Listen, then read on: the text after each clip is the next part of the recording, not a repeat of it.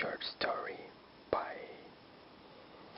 a man named Julio Cortázar, and this is the English version of the story. The title is Continuity of Parques, and here we go. He had begun to read the novel a few days before. He had put it aside because of some urgent business. Open it again on his way back to the estate by train. He allowed himself a slowly growing interest in the plot, in the drawing of characters. That afternoon, after writing a letter to his agent and discussing with the manager of his estate a matter of joint ownership, he returned to the book in the tranquility of his study, which looked upon the park with its oaks, sprawled in his favorite armchair, with his back to the door, which would otherwise have bothered him as an irritating possibility for intrusions. He let his left hand caress once and again the green velvet upholstery, and set to reading the final chapters. Without effort, his memory retained the names and images of the protagonists. The illusion took hold of him almost at once.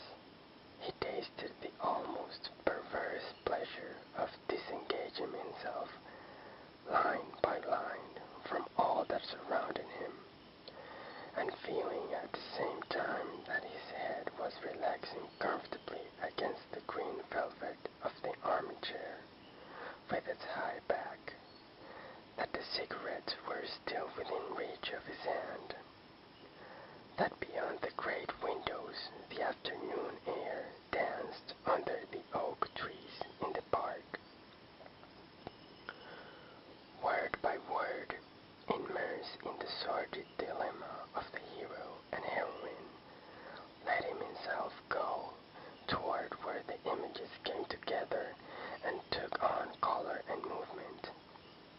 He was witness to the final encounter in the mountain cabin. The woman arrived first, apprehensive. Now the lover came in, his face cut by the backlash of a branch. Admirably, she stanched the blood with her kisses, but he rebuffed her caresses. He had not come to repeat the ceremonies of a secret passion protected by a world of dry leaves and furtive paths through the forest. The dagger warmed itself against his chest, and underneath pounded liberty, ready to spring. A lustful, yearning dialogue raced down the pages like a river of snakes, and one felt it had all been decided from eternity.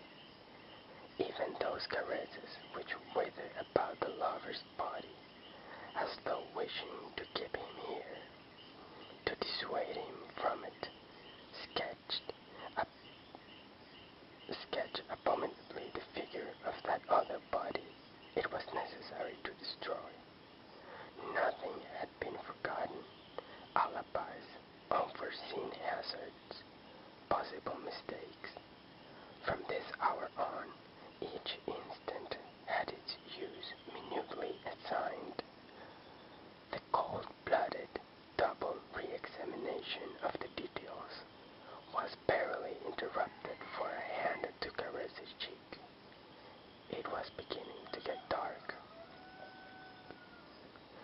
Without looking at each other now, rigidly fixed upon the task which awaited them, they separated at the cabin door. She was to follow the trail that led north. On the path leading the opposite direction, he turned for a moment to watch her, running with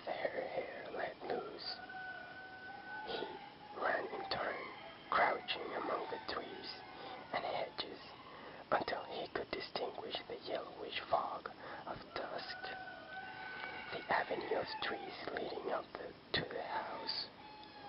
The dogs were not supposed to bark, and they did not bark. The estate manager would not be there at this hour, and he was not. He went up the 3 porch steps and entered. Through the blood galloping in his ears came the woman's words. First, a blue parlor, then a gallery, then a carpeted stairway. At the top, 2 doors. No one in the first bedroom